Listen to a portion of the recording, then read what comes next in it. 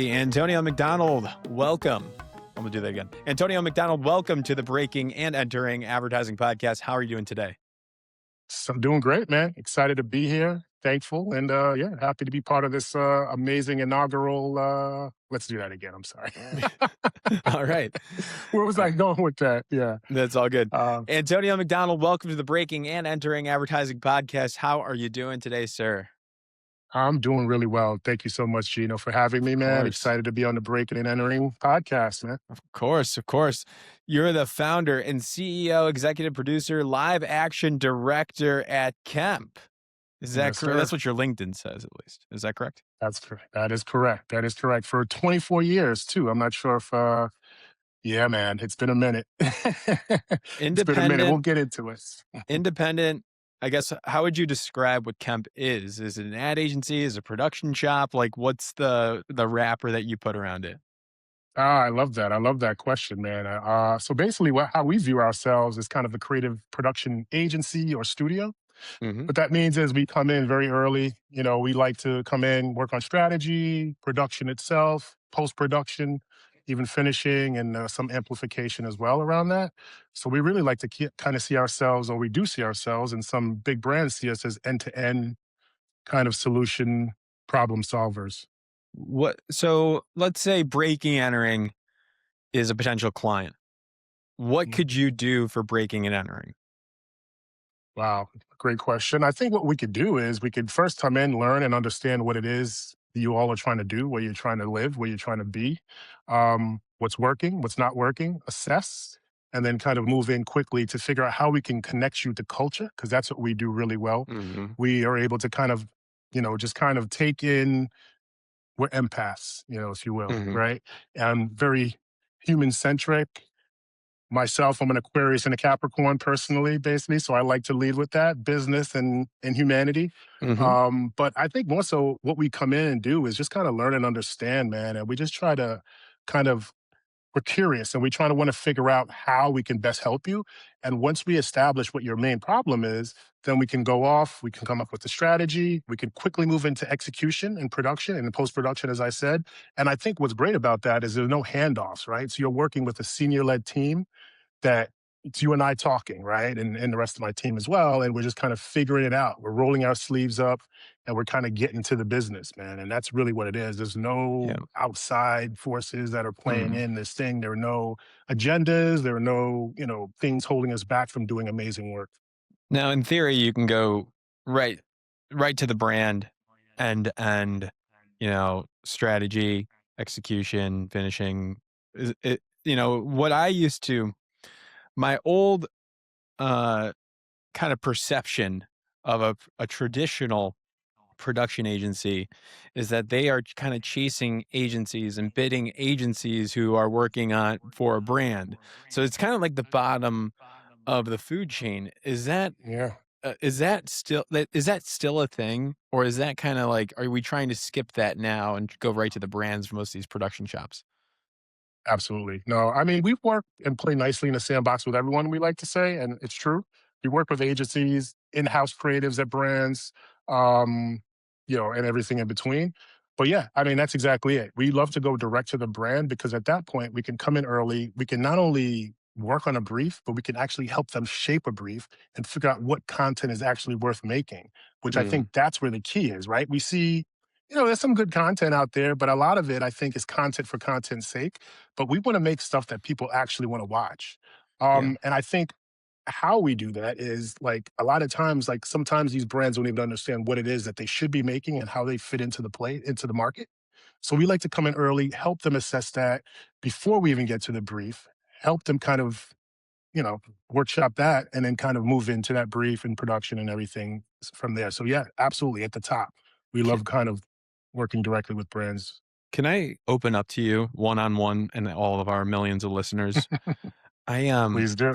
So I cover the ad industry, and I see brands now that are releasing TikTok series videos that are like, they're branded, but they're not branded. We see also like these documentaries that brands will make towing the line of branded entertainment. are they ads? Are they not ads?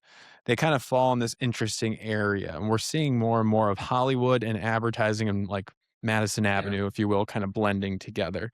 To me, maybe I'm not the target audience of these things, um, but, like, I'm not watching some of this stuff, at least, like, once I figure it out, like, I don't think I've Yeah. ever opted in to watch something that a brand made. Maybe I'm just sick of it. Can you help me understand this? How do you view this? I just wanna get that off my chest into the people here. Yeah, man. It's a safe space for sure, man. It's just the two of us here. So, Cool. no, I feel you, brother. I feel you because look, a lot of this stuff, like I said, is content for content's sake. And it's like, are you moving me? Are you creating an emotion in me? Are you causing me to take an action? Communications, right? That's what this boils down to. So, to your point, if you're kind of seeing these things and you're just like, it's just like it's not connecting. There's no emotive energy that's coming from it. Mhm, What's the point? And that's exactly what we try to do. In everything that we create, there has to be some sort of an anchor or has to be some sort of a cause that's going to get people to actually watch this on their own. It's not an interruption, even if it is mhm. kind of packaged in the branded entertainment kind of, you know, if you will. So for us, man, I really think, and I can't stress this enough, it really boils down to the insights Mhm. and just understanding how you fit as a brand perhaps into the marketplace and what it is that you want to say exactly. And then from there, you can really come up with the creative ideas that actually connect. Because if you're not connecting, again, to your point, yeah, I get it. You know, it's like it's supposed to be this documentary. It's not supposed to be an ad, right? But it feels like an ad. It's super Mhm. produced. It's heavy lifting sometimes with the logos and the products all over it, and it's just not connecting at all. Like, And just make something good. sometimes it's the opposite, like, sometimes they will be very aware, and they wanna create Mm, something that's very unbranded, and, like, they're doing a series to make a series' sake, or they're doing a documentary to make a documentary's sake, it seems like, and there's, like, no logo and barely any mentions of the brand, and I respect the effort there too, but then there's, like, a total disconnect too. So it's like this mm, fine line here. I think, like, yeah, for our listeners, like, a couple examples that have worked for me, um, I I love what Gap has been doing with, like, Cat's yeah, Eye and I think Young Miko. I could be getting that wrong, but, like, they're, like, these yeah, shorter, like, music videos, dancing videos with, like, these artists and, like, showcasing the actual style and what the apparel is. I love that, and, like, yeah, I don't even like the music necessarily, but, like, I think that's really interesting. And then another thing, like, that I really liked is completely different and, like, is probably the antithesis of creating branded entertainment for branded entertainment's sake is AXA's 3 Words, which won the Titanium Lion, which is an mm, insurance company that added "and domestic violence" to be included in their yeah, insurance policy for women that are being domestically abused, and actually changed their entire policy. That is way different. yes, That won way a different. titanium for a reason. It's actually changed the business and how people are Yeah. affected by it. So I just wanna get that anything on your mind, branded entertainment-wise, stuff that you guys have produced now, I wanna give you the chance to talk.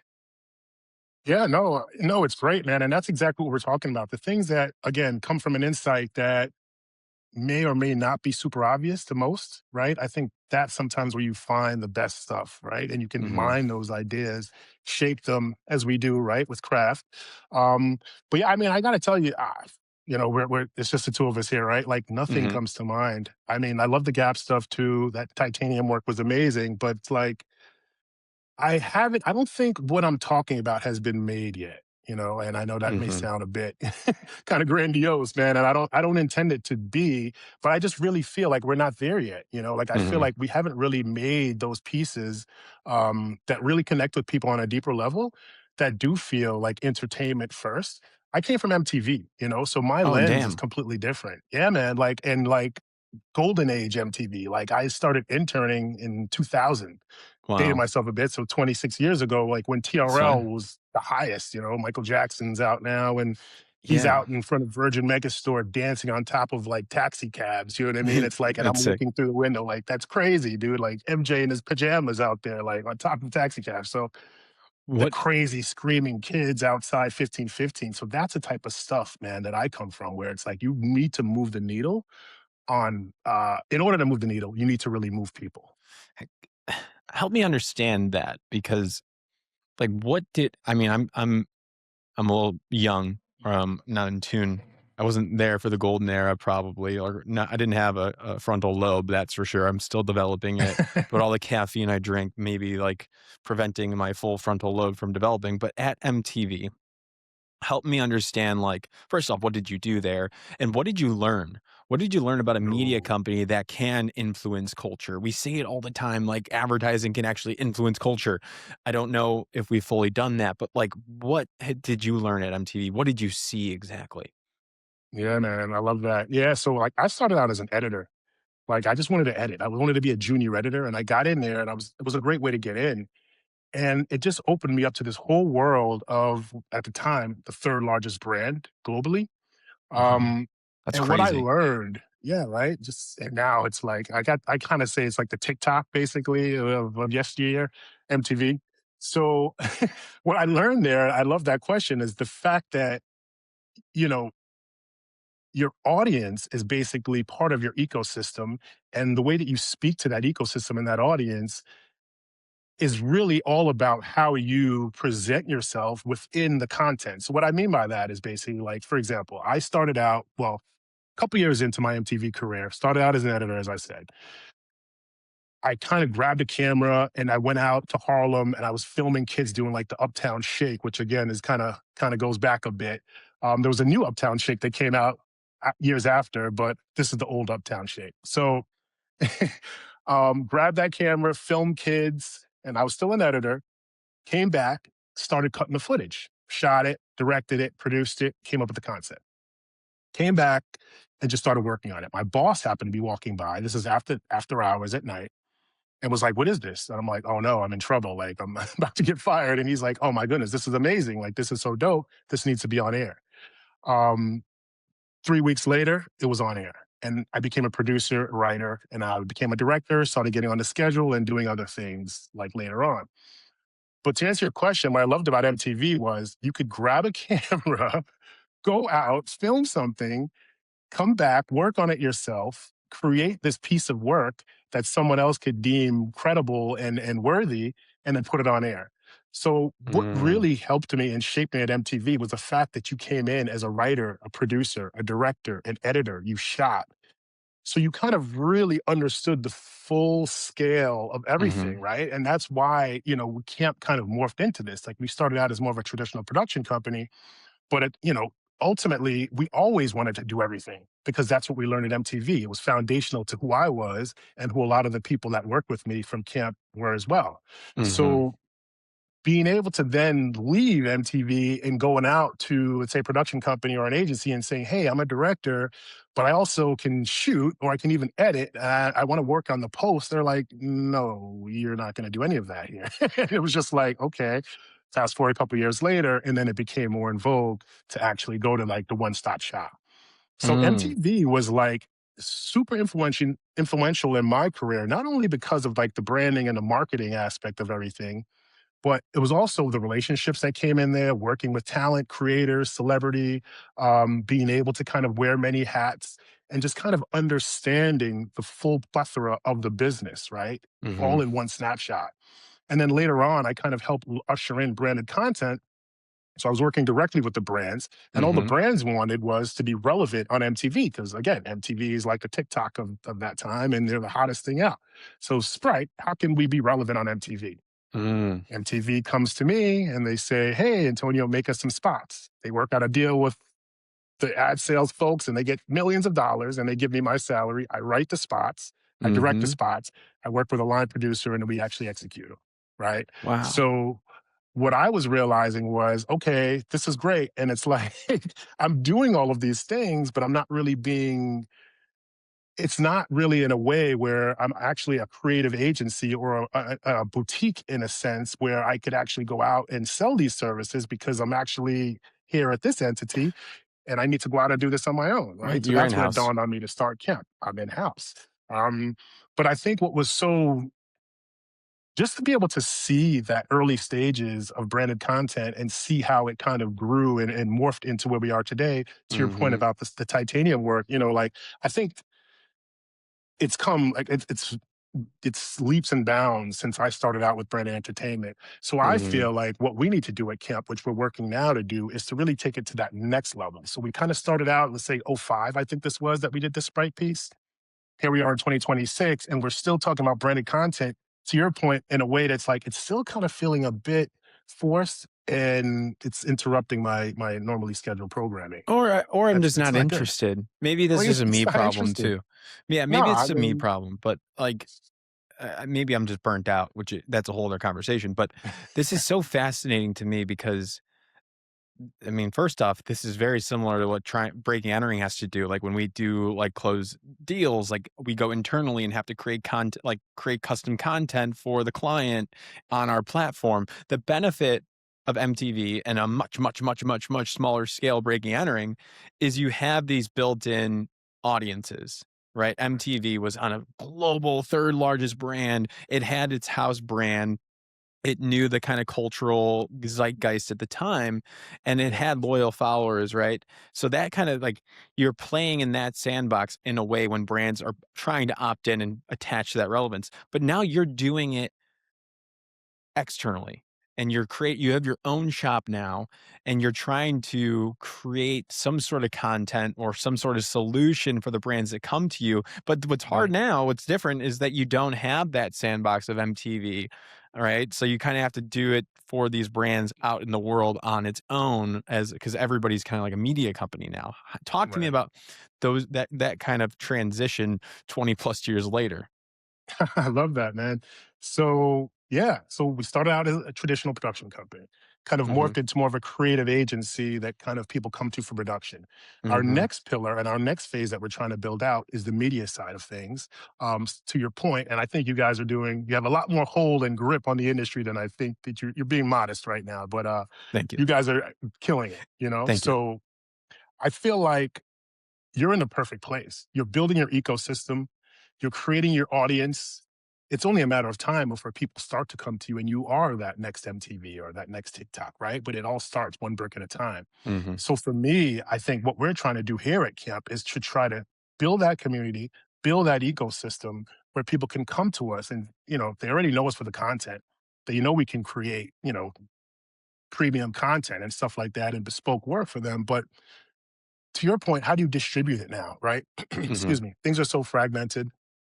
MTV obviously doesn't have the hold. Even TikTok, to your point, really kind of doesn't really do it sometimes. You're just kind of scrolling through and it's just like, nothing jumps out. Yeah, because So, everybody's a creator and publisher now.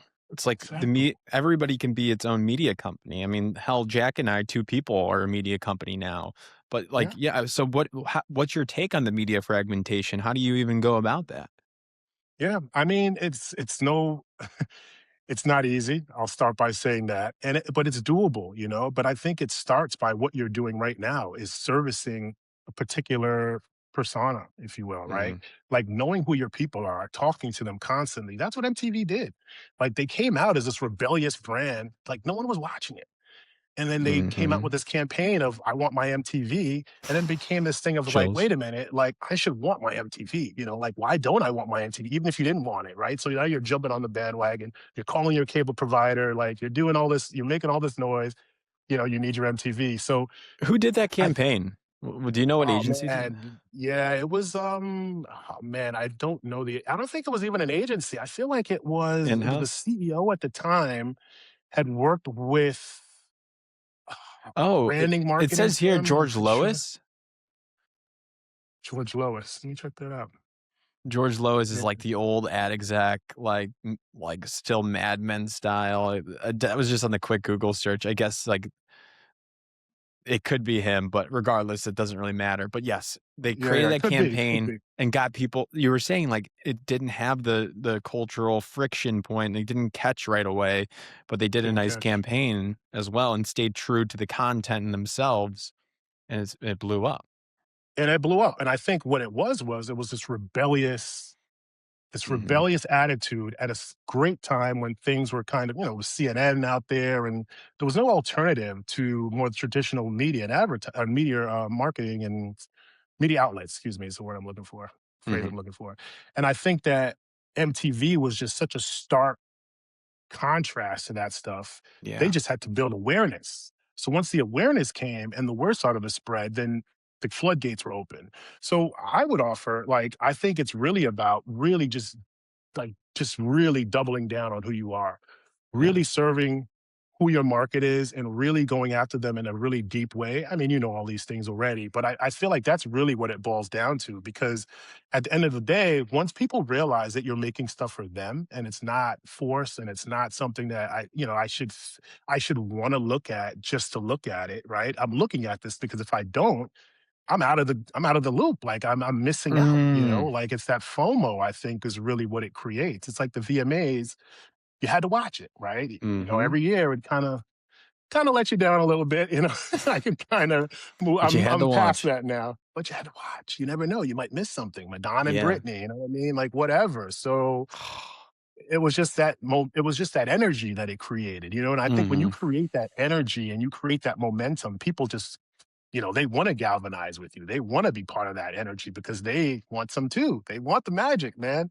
So you create the magic and Yes, sir. it's Yes, on. sir.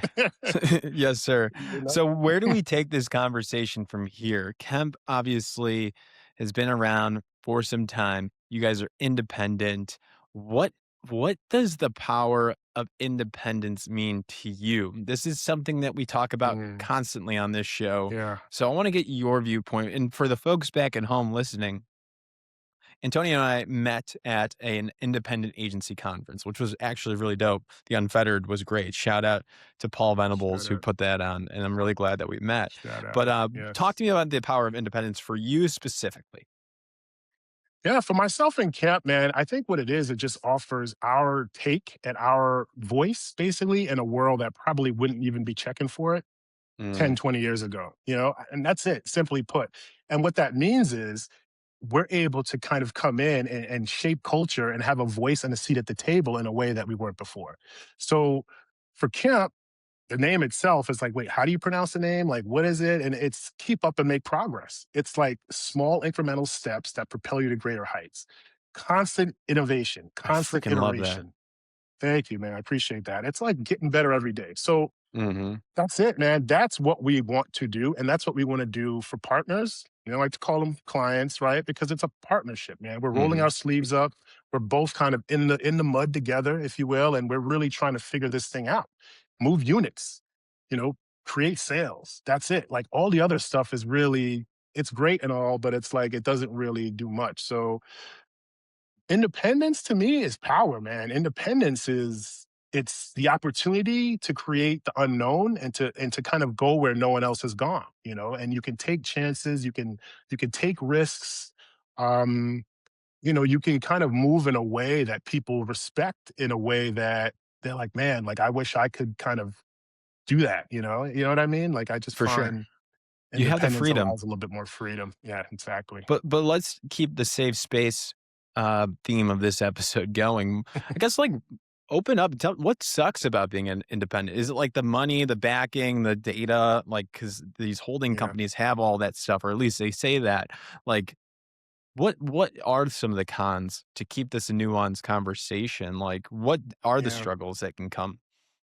Certainly financing is a struggle. I mean, of course, like we don't have the money as a big holding company um, to do certain things and ideas that we may have. Like we really want to get into doing more IP stuff right now and Hmm. really trying to create things that can kind of live elsewhere, right? Outside of Yeah, even the advertising ecosystem. So with those opportunities, it costs money. So I mean, I would say financially, yes, that is a thing. But I think to me, you kind of feel like you're out on an island a little bit, and that's kind of one of the topics that was coming up a lot at Unfettered. Like people were just like, you feel like a little isolated at times, right? You don't have the hmm, backing and the power of a holding company, right? You can't when you don't have the pipeline filled, like you can't just rely on the folks hmm. internally to kind of bring you that work, right? And not that they bring them work, but you know what I mean. Well, they So they I do. I think mean, they present the pitch opportunities, like, I mean, I worked in a holding company, it's like, they'll yeah, pass off pitches like, "Hey, this is not a fit for us, like, you guys should pitch for it," and, like, right. it do hand some Yeah. stuff off, which is nice, but yeah, I can see Yeah. that, it could be kinda lonely, but also it seems like the independent market's coming closer and closer together, it's not as competitive. There's room for Yes. every it's not a zero-sum game, there's room for everybody to No. be successful, it seems like, you're in a good spot too because Yeah. a lot of the creative agencies that are independent might struggle with the production side of things, and that you could Yeah. probably team up with some people and you know, Yeah. collab on some projects here and there too. Like you serve as an Absolutely. interesting intersection between brands, holding company agencies, creative agencies. Like you can probably fit nicely into that, or just go on your own and continue what you're doing. No, we love collaboration. Like, we would love to collaborate a lot more. I feel like we don't get enough Hmm. opportunities to collaborate. I'm always out there, like, putting myself out there and the company out there, but I feel like we don't get a lot of takers. I think people sometimes are a little threatened, like, "Hey, you're gonna come and take our client," which is furthest thing from the truth. We play nice in the Hmm. sandbox. We know how to stay in our lane. If we're coming on as a production entity, we do that. If I'm just directing and I'm working with another production house, you know, if we're coming on Hmm. and we're working on creative, like, we stay in our lane, that's it. And I think that's where the industry is going. Collaboration is key. I love Hmm. collaboration because there's so many things you can learn. Curiosity is really the foundation of what we're built on. So you couldn't have said it better. I mean, independence is collaboration. Like, you can't be, isolated in a. I mean, you feel like you are, but you really can't be because Hmm. you really can't function by yourself. You need to kind of be part of an ecosystem that can kind of you can help add value, they get value from you, they can add value to you, and it just kind of works both ways. I love it. I want to get to now the person trying to get their first job in advertising. You know so much on all these sides of things. What is your take? What should we be doing, the folks that are listening, that they Yeah. wanna get a job, maybe in a creative agency, maybe a production company, maybe Kemp, maybe it is a large holding company, regardless, they studied this stuff, they're they're about to Yeah. graduate, they want that first internship, that first job. What do you say to them that's not be curious? Because I hear that a lot in this show. You hear that a lot, yeah. Well, you said it, internships, man, key. Like, that's how I got in. And I Mhm, would say having a sharp focus of what it is that you want to do. mhm. Because a lot of times, and I'm sure you heard this before, people say, "Oh, I'll do anything." Sure, you'll do Don't say anything. that. Yeah, but don't Don't say say that. Yeah, no, that's don't say great advice because, like, it shows that you might not be able to do anything. But if you're Yeah. very confident and you can say, "I wanna be a, uh, art director. I'm trained 4 years on art direction. That's what I want." Like, yeah, Yeah, that makes and going a sense. step further, an art director that specializes in sports and lifestyle, right? Like, if Mhm, you can kind of understand that, it doesn't even have to be, like, completely where you're at, right? But, hey, I've done a few things that are sports related, I really liked it, alright, I'll go down that road. So if you can really be very specific about what it is that you are doing and what you wanna do, mhm, that gets you in the door from there. Like I said, I got in, I wanted to be a junior editor. I did an internship in the summer before MTV, and I was like, "I just wanna edit. I just wanna sit in a room, I just wanna cut." And I loved it, and I enjoyed it. By doing that, I realized, like, wait a minute, I actually need footage. Like, I'm not getting the footage that I want. You know what I mean? yeah, So I gotta go find it. I gotta make it. And that's what led me to go out and filming that Uptown Shake dance, right? Did that. My boss happened to walks by, sees it. That's it. That's literally from there. I was put on the schedule. I went down the road of doing, like, the Sprite commercials for Bread and Entertainment. mhm, I did host spots for the VMAs, movie awards, got to work with like mhm, Samuel L. Jackson and all these people. Like, it was amazing, but that all started by me saying, "Hey, I wanna edit," and then from that, grabbing the bull by the horns, which someone told me early on in my career, man, super important, right? Don't wait for mhm. opportunities to be presented to you. Go out, grab a camera, make something, do something, put it out there. You never know who's gonna see it. It may not lead to anything, right? But it may lead to everything. So you have to actually make, you have to create. We're makers, most people in the creative field, even if you focus on copywriting, you still can make things, right? Oh, you got it. Especially now with AI, you got to make things.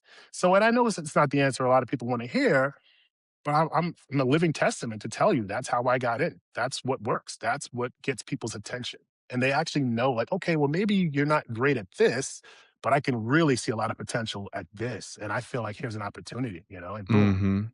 So if I'm listening to this, my takeaways are I'm thinking to myself, okay, I need to go all in on that thing that I said I wanted to get a job in. No more dancing around. Like, Yep. let's lock it in and develop that skill set. Let's figure out a way to communicate in an elevator pitch, in the emails that I write, on my website header, on my LinkedIn page. I'm creating a Hmm. brand ecosystem now around that specific job and getting just clarity and stripping away the things in my life that are not solely focused on that at the as a senior, let's That's right. say. Like if you're That's right. in finance club, you should probably drop finance club. Like it's time to like it's cool that you were in that a couple years maybe and you are a little bit Mhm. of a math nerd, whatever it might be, and you care about that. I think it might be time to drop that and focus on your clients and your ad club. And I Yeah. think it's time to double down now. Do you agree with that? I think generalizing is great. Like Yeah. early in your academic career, you built a foundation. You can always do that on the side, but the way that you communicate and show up externally should be Hmm. focus. Is that a good takeaway from this? 100%. And I love the F word, man. Focus. Hmm. That's it, Yeah. man. The focus is the key. That's it, man. It's like lock in, get rid of all the distractions because they're irrelevant. They don't matter. Like focus Hmm. on what matters and what can get you from point A to point B. You know what I It's mean? hard to Because find at the out. end of the day, it is, It. but you know it. I feel like you have it in your heart and in your gut. You know what that could be. Hmm.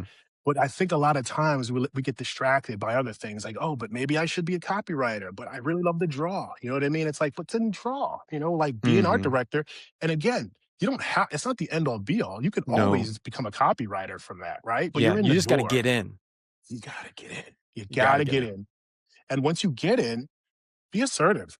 Like I'd be in there, I'd stay late, obviously come in early, stay late. We all know that, right? I'd be like popping my nose into people's offices. It's like, hey, what's going on? Respectfully, of course. And Hmm. just trying to understand and learn, remaining curious as we hear a lot. But it's like you really have to really you have to really embolden yourself to really just be like, this is it. I'm gonna do this. Like this is for me, and there's no plan B, right? Have a plan B. I think you should, but just know you're not gonna it's like a safety net, but you don't ever use it, right? You're gonna I've got practice putting your 10,000 hours. I've got my safety That's it. net and never have had to use it. And Beautiful just thing. like just focus on plan A. And I That's it. love that.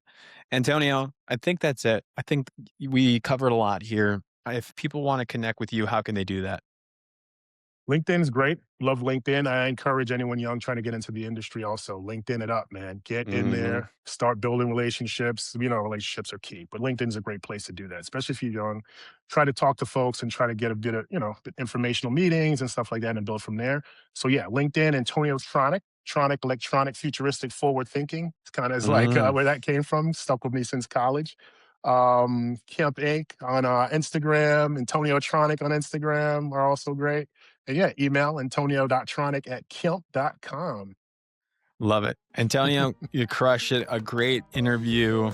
Super pumped to Thank get you. this out there. Have a great Appreciate that. rest of your day and a lot of success for Ken. Thank you so much, my man. I appreciate you. D&E, baby. Yes, sir.